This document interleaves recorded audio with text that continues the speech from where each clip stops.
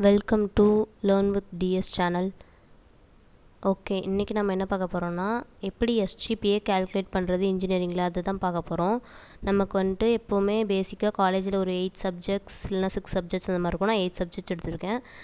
Credits வந்துட்டு காலேஜ்லேயே சொல்லியிருப்பாங்க, இல்லைனா கேட்டு தெரிஞ்சுக்கோங்க எந்தெந்த சப்ஜெக்ட்டுக்கு எந்தெந்த கிரெடிட்ஸ்னு.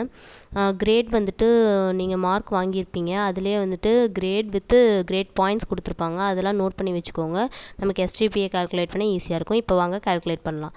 எப்படி கால்குலேட் பண்ணணும்னா முதல்ல கிரெடிட்ஸ் இன்டூ நீங்கள் வாங்கின கிரேட் பாயிண்ட், இந்த மாதிரி எல்லா சப்ஜெக்ட்டுக்குமே நீங்கள் போட்டு மல்டிப்ளிகேஷன் பண்ணி வச்சுக்கோங்க. கடைசியாக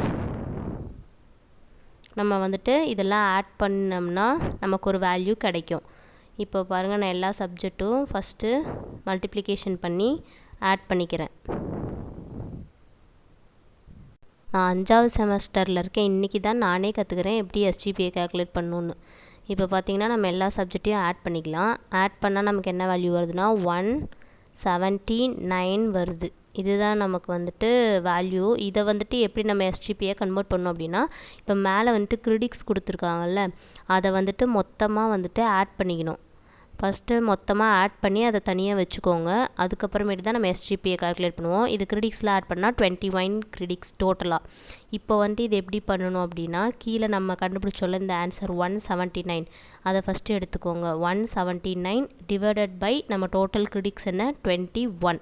ஸோ இதை நம்ம டிவைட் பண்ணும்போது நமக்கு ஒரு வேல்யூ கிடைக்கும்.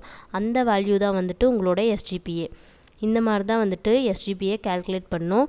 தெரியாத வந்துட்டு தப்பாக கால்குலேட் பண்ணாதீங்க. அப்போது மார்க் ஷீட்டில் கம்மியாக வந்துச்சு அப்படின்னா உங்களுக்கு கஷ்டமாக இருக்கும். இந்த மாதிரி கரெக்டாக கால்குலேட் பண்ணுங்கள். இதுதான் உங்களோட எஸ்ஜிபிஏ. ஃபார் எக்ஸாம்பிளுக்கு நான் ஒரு சம் எடுத்திருக்கேன். இது உங்களோட ஃப்ரெண்ட்ஸுக்கு ஷேர் பண்ணுங்கள்.